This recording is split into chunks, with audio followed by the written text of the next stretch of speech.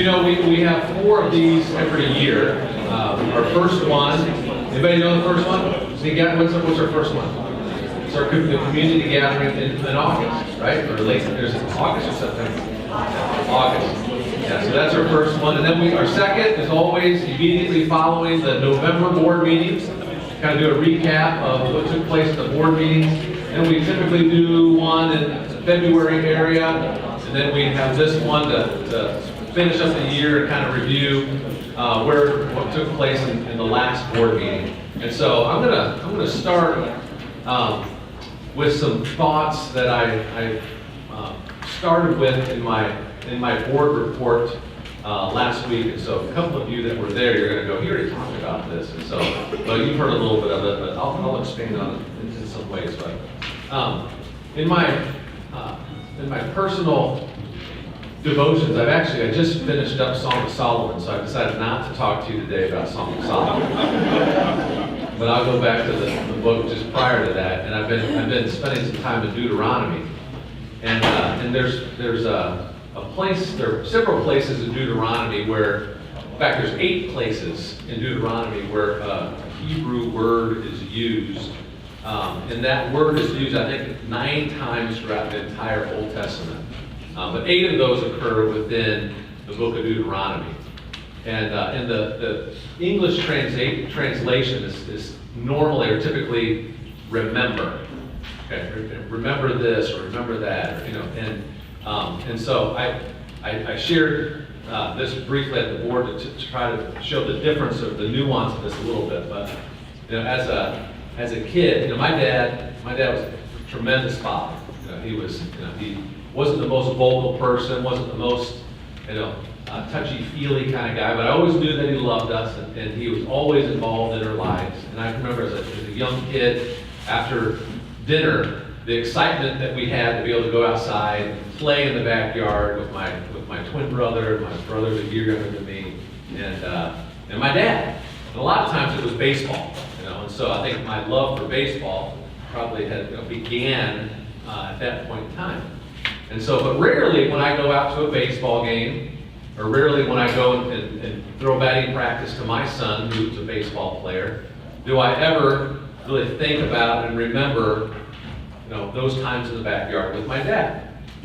But at times, it's nice to recall that. It kind of gives you a sense of connection to the past, a sense of fulfillment as you think about that relationship.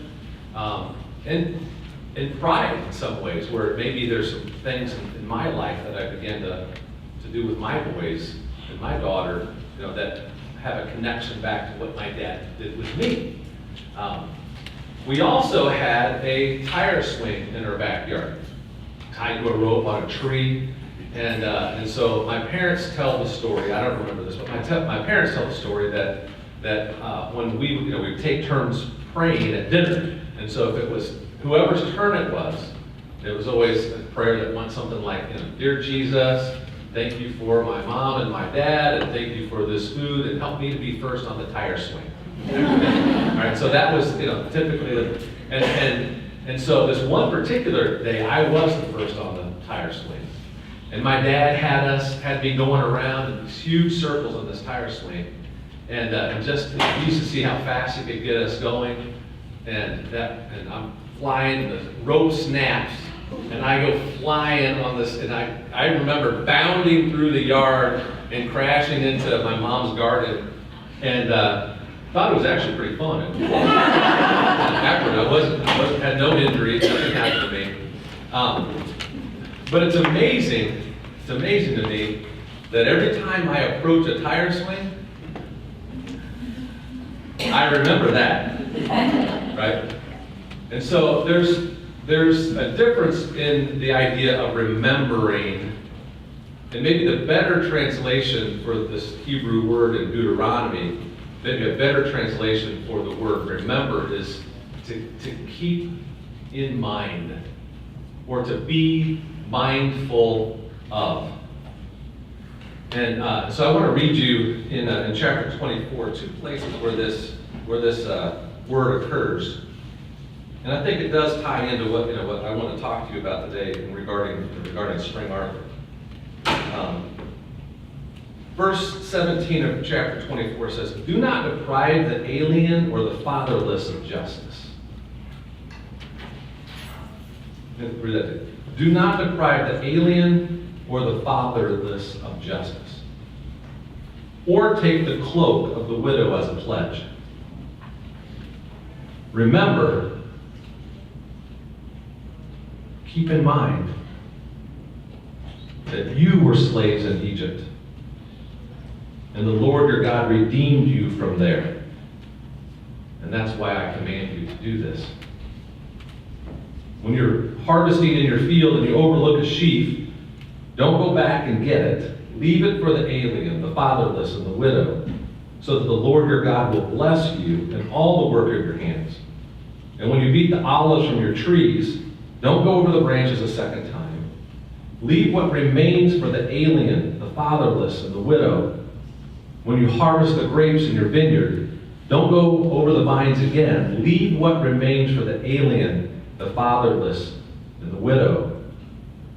Remember, you were slaves in Egypt. That is why I command you to do this.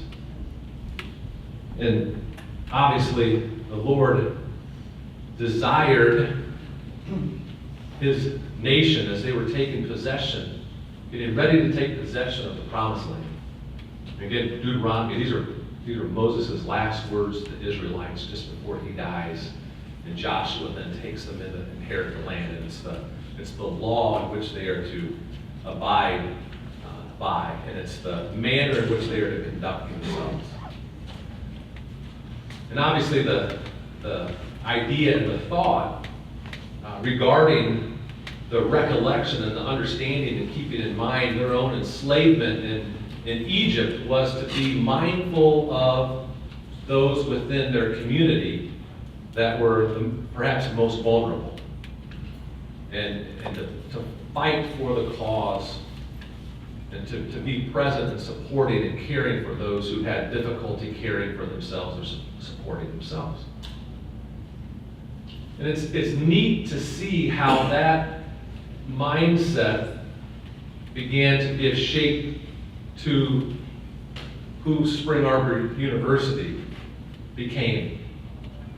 In fact, to go back and for us to recall and remember, it's important for us to think through our own founding and the heritage in which we are a recipient. So it was in the 1860s that a gentleman by the name of Benjamin Titus Roberts, B.T. Roberts, the pastor of a Methodist Episcopal church in New York, began to speak out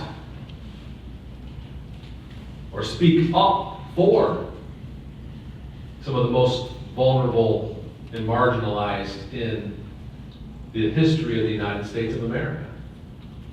When he would say that there should never be a scenario where a person would be enslaved by another person for their own gain.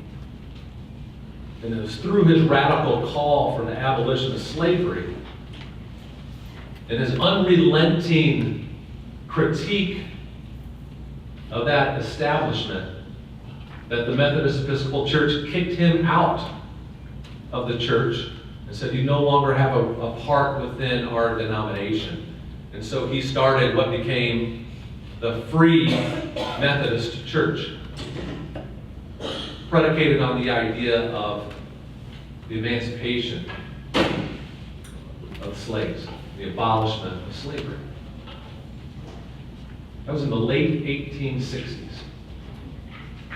And after just a couple short years, the first Free Methodist institution of higher education was founded in New York. Roberts Wesleyan, B.T. Roberts Wesleyan College. And a few years after that, again in the late 1860s, a gentleman by the name of E.P. Hart sensed that he could come to the western frontier of Michigan and bring education to this setting. And so E.P. Hart 1869, 1870, somewhere in that range. Got on a train, he and his wife Maddie, came all the way out to southern Michigan. They were dropped off in southern Michigan on a snowy day, 2 or 3 feet of snow on the ground, horrible conditions, and nobody was there to pick them up. Nobody was there to gather them in and take them to where they were supposed to go. They asked the folks at the train station. They knew the family's name was Jones. And so they found out where the Joneses lived. It was about a mile walk in this deep snow. As it's recorded in our history, and it's recorded on the rock at the front of our campus, it tells the story. E.P. Hart's walking, and he's got his bags, and he's got his picnic basket. He's walking along, and maybe I should have Paul Patton come up here and tell the story, right? He gets exasperated out of the conditions, and he drops everything, and he says, well, this is a precarious situation for us. You know the story? I hope you do. Paul, you know. Maddie grabs the bags, she picks them up, and she begins to sing a song where there's a track, I will not look back, but press on for the sake of the call. So in 1873, Spring Arbor Seminary is founded. And it's founded around these two principles. I'm going to read you the principles. That the idea was that they would combine sound and thorough scholarship with careful religious training. Just think about that for a second. Sound and thorough scholarship with careful religious training. And there were some rough patches through the years around E.P. In fact, E.P. Hart wasn't even here that long. That's one of the things about, in fact, if you look at the presidential medallion that lists all the presidents of Spring Arbor, E.P. Hart's not on that. Because it was not very long that he ended up going on out to California for another call. And the first president of the seminary came in and took over. But it was his vision that was implemented around that idea of sound and thorough scholarship and careful religious training. You fast forward many years, almost 100 years later, and Dr. David McKenna, 35-year-old junior college president, had the idea and the thought that perhaps they could make more of an impact in this world if we were able to grant baccalaureate degrees and not just junior college degrees. So around 1965, he went and met with what was then the North Central Accreditation Group and pitched the idea that even though there was no library on campus, we had no books, no collection of books, we had somebody who said, I'll give you money for a library. And on that promise that we would have the potential to build a library, what is now the Higher Learning Commission granted Spring Arbor University's first accreditation to grant baccalaureate degrees. Isn't that an amazing thing? And the concept, the university concept that we still have and hold today, was coined during that time. They said, you know what we'll do? We'll create a community of learners that will be distinguished by our lifelong involvement in the study and in the application of the liberal arts. With a total commitment to Jesus Christ as a perspective for learning. So our graduates will be critical participants in the contemporary world. And if you look and you look at that concept statement, you see its roots in E.P. Hart's vision.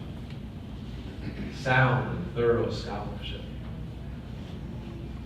Careful religious training. I don't think that we can move beyond this correlation and this connection, because the whole focus of the entire call of the Free Methodist Church at that point in time was to reach out and to engage and show care and support to the most marginalized communities within North America. And that's why you saw the Free Methodist churches going into the inner cities and into rural, poor communities. It's critical participation in a contemporary world.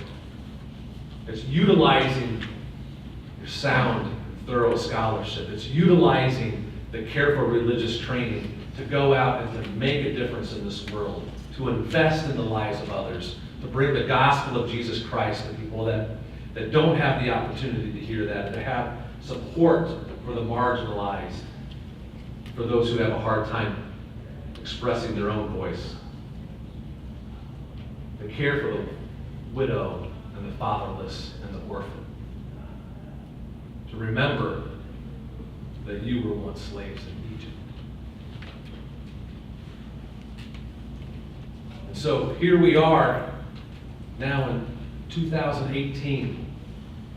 And we've just completed the 5th renewal of that original accreditation that was granted in 1967. And we did it in stellar fashion. I've been through a couple of accrediting visits in the past. And I've studied many, many others and worked with many others. And I can tell you, when the Higher Learning Commission comes in, and of the 25 components that make up that Higher Learning Commission checklist, for us to have fulfilled each one of those 25 is unbelievably rare and astoundingly remarkable.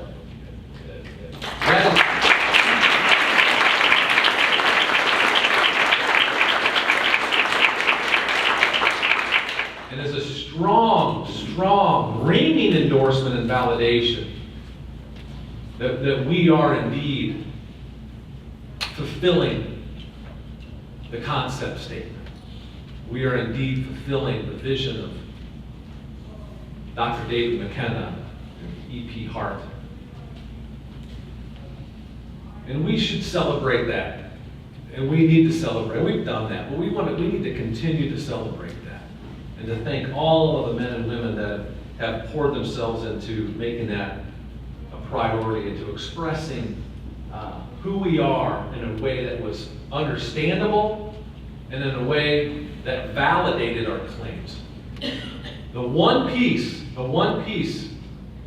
they said, you know what, in 4 years, we'd like you to explain to us in greater detail how this has been implemented.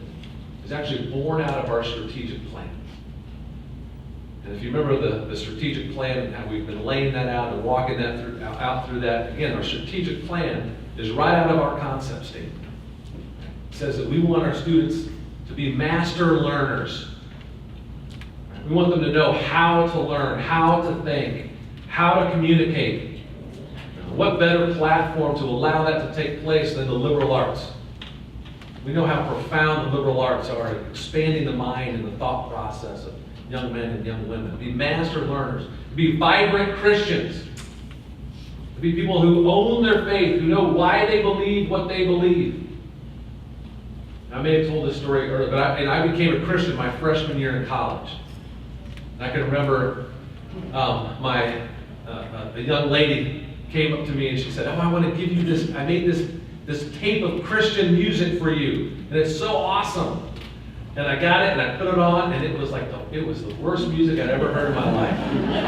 And there was one song that I hated more than all of the others. And I guess it's an old time gospel. I'm not trying to offend anybody. I'll do my best and sing. I was singing karaoke last night with Christy and the kids. I'll do my best. It was something like this. It's good enough for my mom and dad. It's exactly what my grandpa had. It's good enough for Jesus. It's good enough for me. I'm sitting there and going, what in that? Now, it's one thing to have a heritage of faith. But if our faith is so shallow that it's only predicated upon the fact that our parents or grandparents believed, then we need to push deeper. And we need our students to be people of vibrant faith, who own their faith, who know why they believe what they believe. And that's a hard thing. It's a lot easier just to say, you know what? It's good enough for Jesus, it's good enough for me, and be done. But the Christian faith calls us to engage the mind as well as the heart. So we push on to help our students develop and grow and become vibrant Christians. The third piece of that is that our students would be global participants, right? People that have experience and exposure to the breadth of God's creation. In fact, that's why we're sending out about 30 students right now to England and Scotland. Right? Go all over the world to see the world, so they can have a better understanding of how they can be engaged in the world to make a difference in this world. Right? It's critical participation in the contemporary world. Now that strategic plan, the institutional effectiveness plans, become the point where the Higher Learning Commission says, we're really intrigued by this idea and this thought, that you would drill down your strategic plan into the activity of all of your employees. What a remarkable thing. We want to see how that plays itself out, and how a person's priority in their day-to-day job in working towards fulfilling those outcome statements, master learners, vibrant Christians, global participants, how that can be embedded into the day-to-day activity of every employee on campus. And how that achievement or failure in the midst of that can then be addressed through being applied into a broader budgeting process within the institution. And it's a beautiful system, but it's going to take some work to employ. I'm excited about what it will provide for us. I think it's going to be one of those things that we're going to have some learning to do as we go through it. You know, some of you might be looking at going, one more form for us to fill out. The reality of what it allows us to do to really step back and say, am I, right? And we can look at it corporately, we, all right? But in each plan, look at this. Is the work that I am doing leading us towards those broader outcome statements that are birthed from the concept? And so, for us to do that, we have to be very intentional in ensuring that all of us take that responsibility seriously.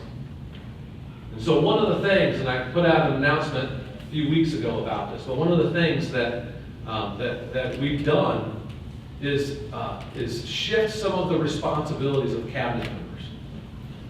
And I'm very thankful for Dr. Kimberly Rupert and the wonderful ways in which she's led our faculty over the course of the last 5 years. But her shift into the role and responsibility of Chief Strategy Officer will be critical in accomplishing this. And perhaps the most profound responsibility that she'll carry is helping the implementation of these institutional effectiveness plans. And so, Kimberly, thank you for your leadership. Thank you for your willingness to step into that role. And we look forward to how you lead and guide us.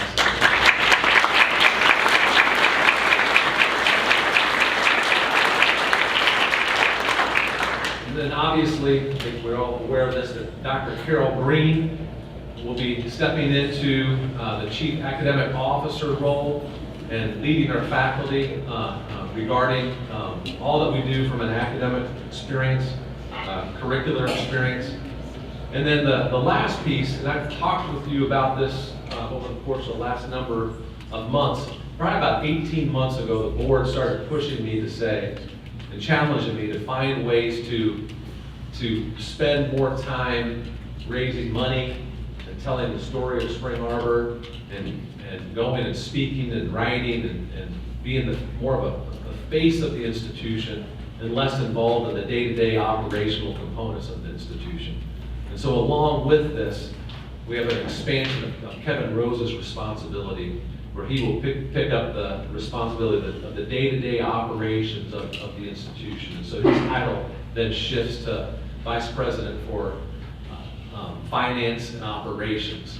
And Don Schnittke will have an increased level of responsibility as well. And so I'm thankful for their willingness to step into that. And then that leaves Doug Wilcox and then me to get on the road and tell the story of Spring Arbor. And one of the main calls that we have from the board is to grow our endowment to a place where we're not dependent upon federal loans for our students and grants to our students for them to afford Spring Arbor University. You know, to do that, it's going to be raising an endowment in the neighborhood of $250 to $300 million. That's a significant amount of money. It's going to take a lot of work. It's going to take a lot of time away. But I do want to celebrate too. This is a day of celebration in many ways, right? I also want to celebrate the phenomenal work that's been done over the last number of years. And so our endowment, the latest endowment report that we received, we're pushing $17.5 million in the endowment. That's about a $10 million growth in the endowment in the last 8 to 9 years. That's significant. That's great. But even more importantly, I'll say this, we measure what are called expectancies, all right? And expectancies are estate plans that we are aware of.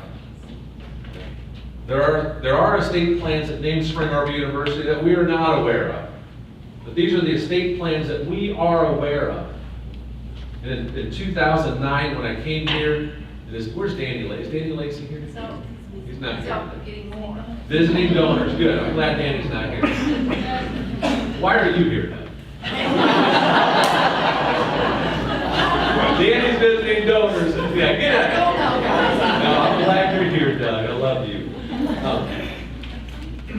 I came here in 2009, and Danny had just been hired prior to me coming, and we began to look at expectancies. We're at about $17 million in expectancy. So estate plans that we were aware of. Today, we've eclipsed $70 million in expectancies. So great work is, you look at $250 to $300 million, how in the world are you, but if you look at what we already have, 17, 18 million plus, we're almost $90 million that we're aware of. We can get there. We can do it. But it's going to take hard work, and it's going to take a lot of time to be out. It's going to take God providing for us. And here's the thing that we're also mindful of. From the very beginning of our institution in 1873, God has provided for us. Continue to provide for us in amazing ways. And so I'm excited that we have that opportunity before us.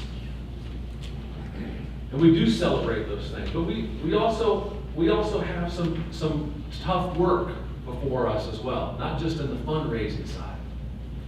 But if you look over the last 7 years, our enrollment at the institution has dropped from about 4,200 students down to 3,400 students over the last 7 years.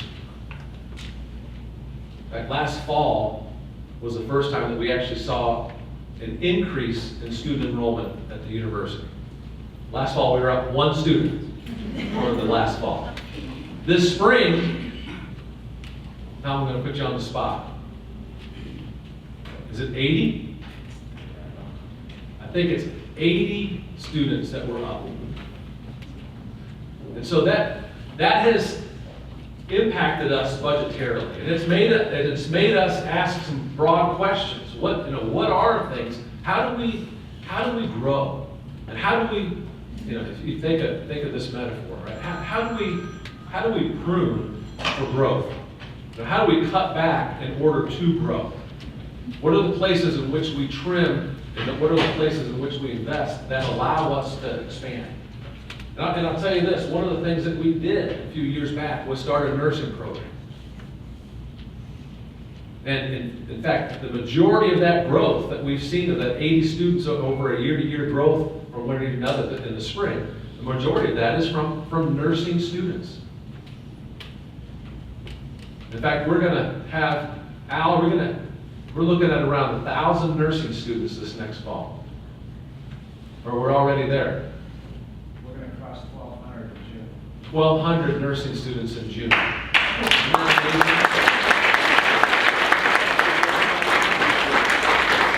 And we need to continue to find ways to explore opportunities for growth and for reaching out into areas that might be different for Spring Arbor University. But it's going to be important in the manner in which we do that, because we can't abandon the commitment that we have to the liberal arts. And if we want our students to be master learners, and if we want to be faithful to the concept of the study and the application of the liberal arts, if we want to be true to E.P. Hart's vision of sound and thorough scholarship, as we move forward and we explore emerging opportunities, we have to be mindful of how the liberal arts provide the framework for us to approach those disciplines.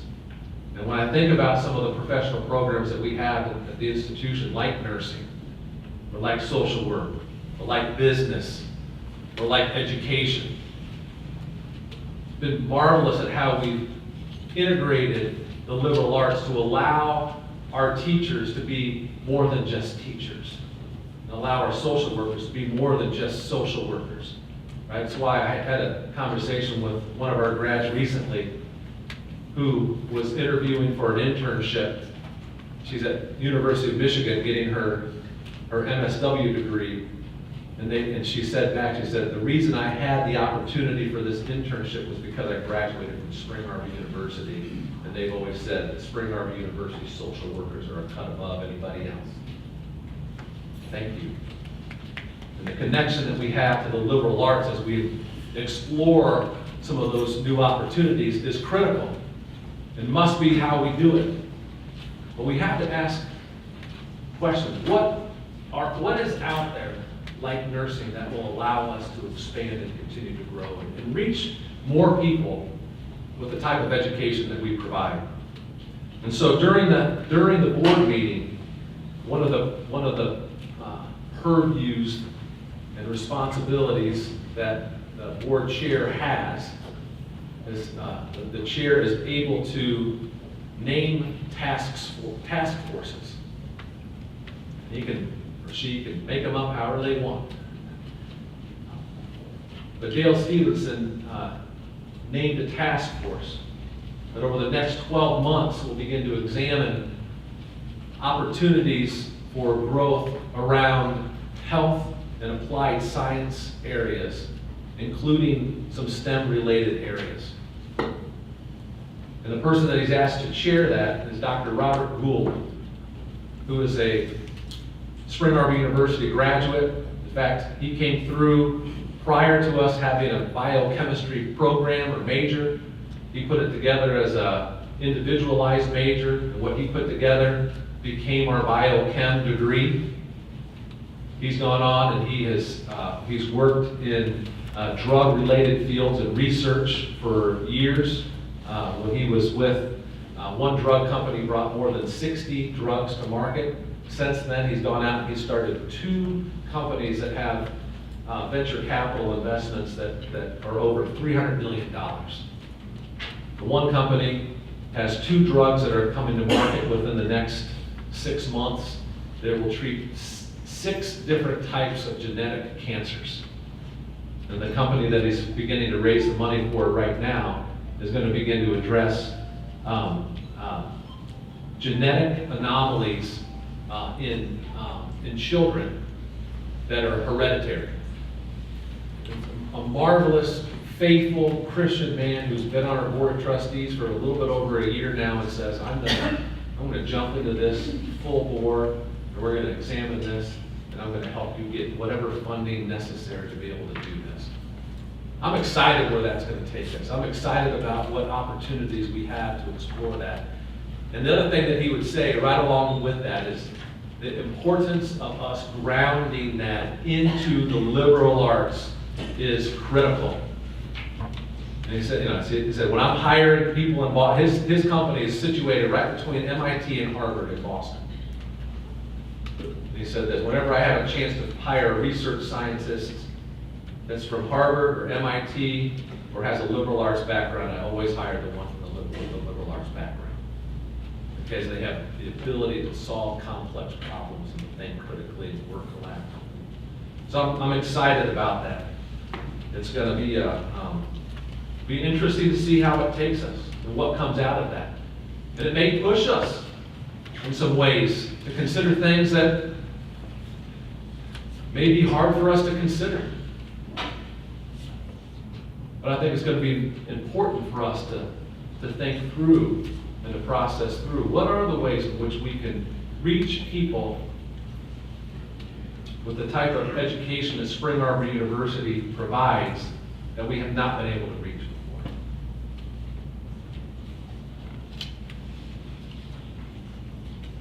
It's time for us to remember, and to keep in mind E.P. Hart. We thought, no, if we start a school in Michigan, we can educate some people, sound and thorough scholarship, care for religious training that will change their lives, and they can go and they can serve others, and they can make a difference in this world. And think about Dr. David McKenna. Remember him, and you keep in mind him and his vision that said, if we can begin to offer baccalaureate programs, how many more students can we reach and impact with the type of education we provide? It's important for us to keep those things in mind, because when we begin to explore things that are outside of the normative, they can become threatening. But when we keep in mind the fact that our history at Spring Arbor University has been doing things that have been outside of the norm, because it allows us the opportunity to reach more people and to send them out as critical participants in a contemporary world. It grounds us into our legacy. It provides us context for why we want to do what we want to do. Or maybe to do things that we may not even want to do, but are called to do. And a piece of that is a budget outlay.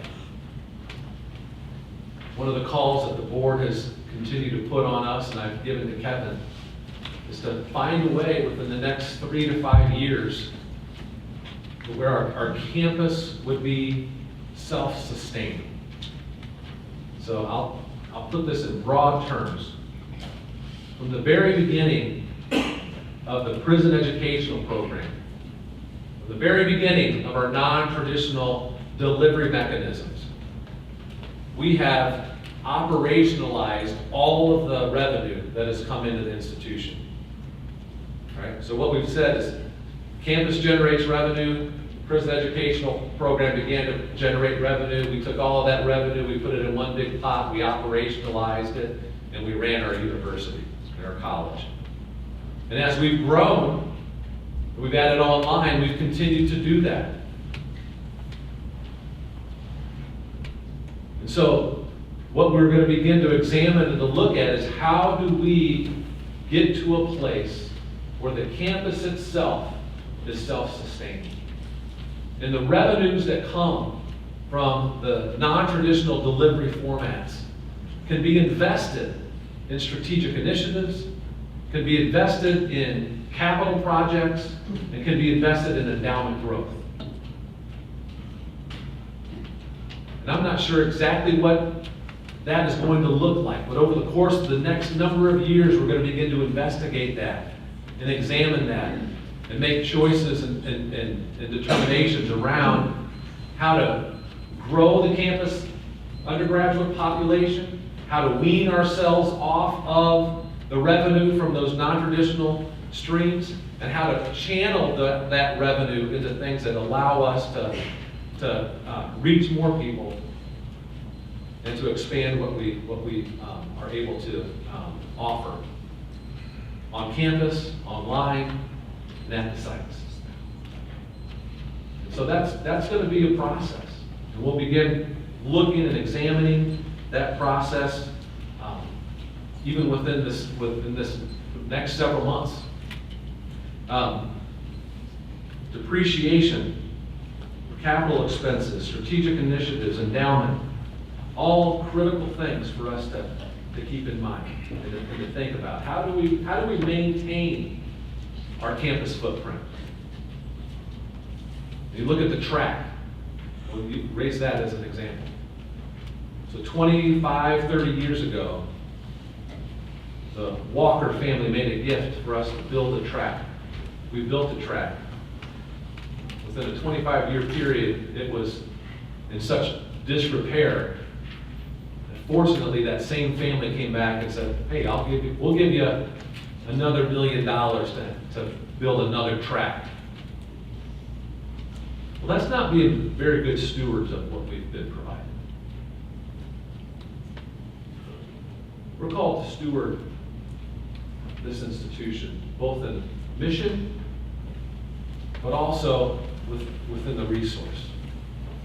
And so to discipline ourselves around that outcome would allow us to be at a place where we wouldn't have to keep going back to donors to say, 25 years later, would you build us another track? Would you build us another track? Would you build us another track? And it also would allow us to be at a place where we find opportunities for growth and investment, where the capital is there and present and ready to be deployed. And so it'll be a challenge, but it's important for us to invest and to use what we have to accomplish things that God is leading us to accomplish. One of the things that I want to let everybody know too, I'm thankful for the great work that the budget group has done this spring. I know there were, how many people were part of that broader budget group, Kevin? I think 58. 58 of you were involved in gathering and looking and examining. And one of the things I want to say today is this, that this is, I understand that this is small. I understand that this in no way replaces all of the generosity on your part that you've provided the university. But one of the things that we were able to fit within this budget is a 1% salary increase across the board for the next fiscal year. And again, that's something that has not been, we've not been able to do within the budget since, I think for 7 years, since the initial part of that downward trajectory within our enrollment. I wish we could do more, but I'm thankful that we're able to do a little bit. So that'll be a part of everybody's compensation moving forward within this next fiscal year. And then finally, I want to let you know about 2 things that will be taking place. Number one, Chaplain Kono has scheduled for us, been working with Kim Hayworth on this, to provide for us 3 chapels that will be taking place throughout the summer. And nothing that will be required, but will be an opportunity for us as a community to gather together in corporate worship. And Brian will be, he's been spending this last year studying through the book of Ephesians, and he's going to be walking through and teaching from the book of Ephesians on each of those chapel dates. I think has there been an email that's gone out about that? Yep. Oh, not yet. So some information will be coming out about that. I'll give you the dates. First one is going to be May 30th. The second will be June 27th. And the third will be July 25th. And so those will be great opportunities for us as a community to gather together in corporate worship and also to be led in reflection and encouragement from Dr. Kono's study of Ephesians. Along with that, next year in chapel, Brian is instituting, I think this is what we're calling it, the Word of God series. Is that what it's going to be called? Something like that? Yeah. Something like that. The Word of God series. And it's going to be, how many? 6 on. 6. 3 first semester, 3 second semester, 6 chapels throughout the year that will really focus on what's the Bible, what's Scripture, how do we interpret it, how do we trust it, how do we know it's valid, what does it look like for us to study it, how do we have proper reverence for it, what does it mean for us to be people of the book. And here's my encouragement to you. And I know I say this all the time. I'd love all of our faculty and staff to go to chapel every time we have it. But I know that is very difficult to people. But if you could keep in mind attendance to those 6 chapels through the next year, and make that a priority on your schedule. We'll try to get those chapel dates out so that you can actually put it on your schedule, so that we as a broad community will be examining and thinking through the issues around what will be presented in those chapels together, collectively, in a corporate sense, that we can engage our students around that dialogue as well. I'd appreciate you making that a priority. So those are 2 pieces on the chapel schedule. And then finally, on your way out today, and as soon as you go out, let me just think, SAPA, I think, is the one who's coordinated all of the games, and I think there's snacks and events, and we're going to take some time just to enjoy each other and to be together as a community. You can hear that somebody, Christy, are you taking everybody on in cornhole out there? Is that what you? Did you know, Eric, that today is Christy's birthday?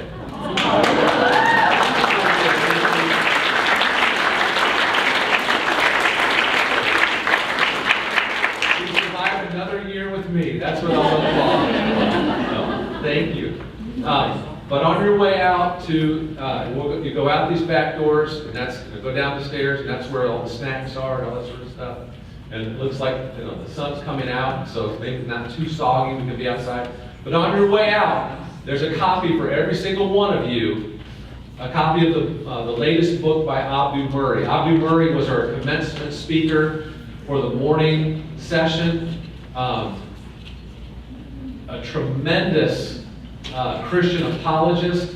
I had a chance to read the pre-published version of this, and actually we were able to get enough copies, but the first printing of this book is already sold out. And so for every one of you, there's a copy of this book, and next fall, when we gather together for our community meeting at the beginning of the year, this will provide some of the framework for our discussion and for our dialogue. And so I'll ask that, in your free time, when you have a moment, you take some time and begin to read through this. We're not going to have quizzes or anything like that. It's not, nothing like that. But this is it's a wonderful book. It raises some great questions. I think it challenges us to think seriously about the world in which we live in today and how we engage it as Christians. There's a quote that I want to read to you that jumped out to me specifically, and I love what he says here. He says, a post-truth culture of confusion is angry at Christians and rejects the message we carry. We must honestly assess our part in perpetuating the confusion and fomenting the anger. Think about that for a second.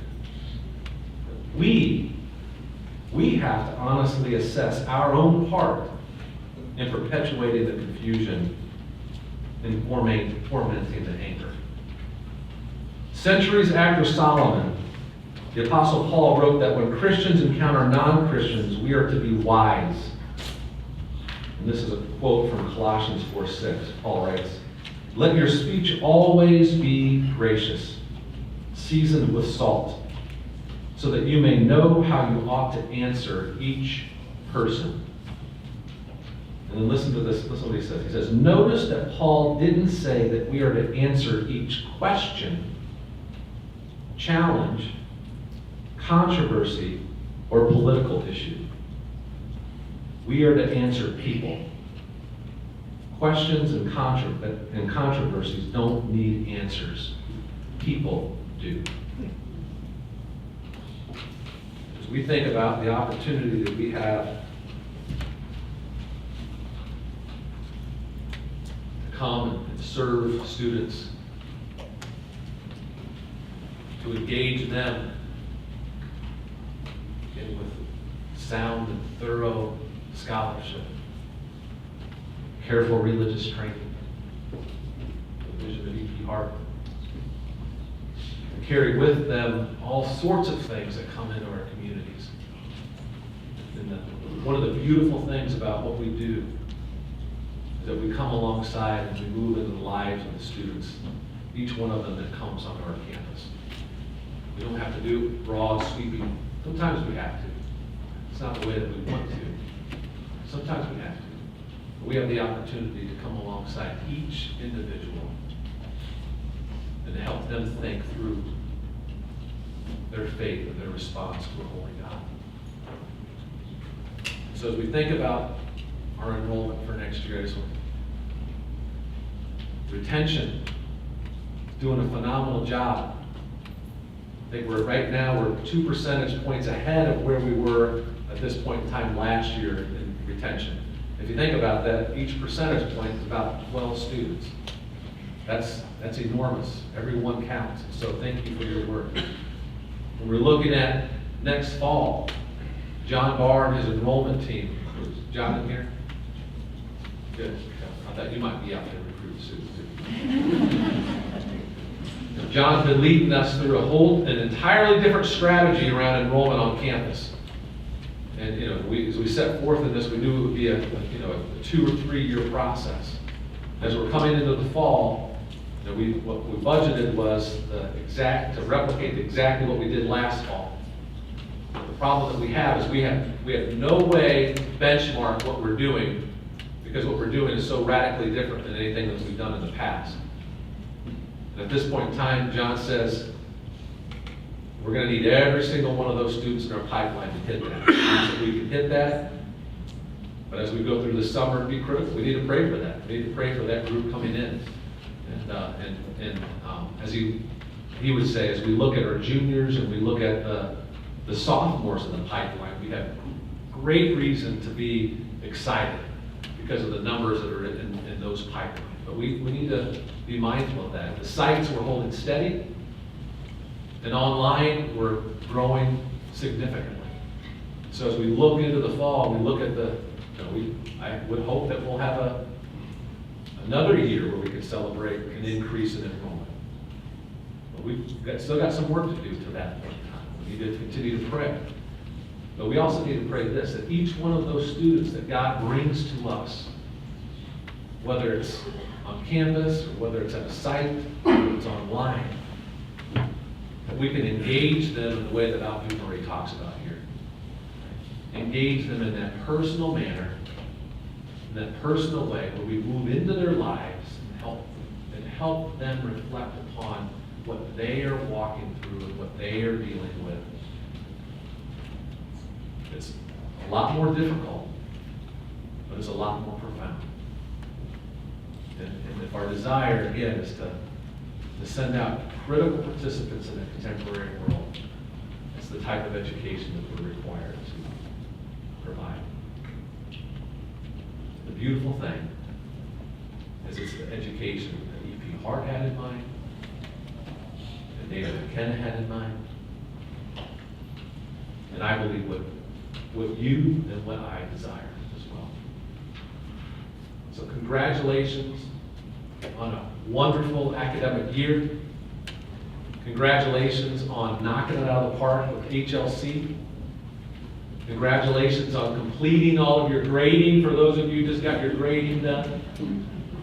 But let's also remember that we have a lot of students out still taking class. We've got a lot of work to do with retention and enrollment as well. And let's lift up and pray for those who are diligently working towards those ends as well. Yeah, Dr. Webb. You mentioned today is Christy's birthday. Yes. I want to, on your behalf, may I sing happy birthday to you? Please, please. Happy birthday to you. Happy birthday to you. Happy birthday, Christy Helen.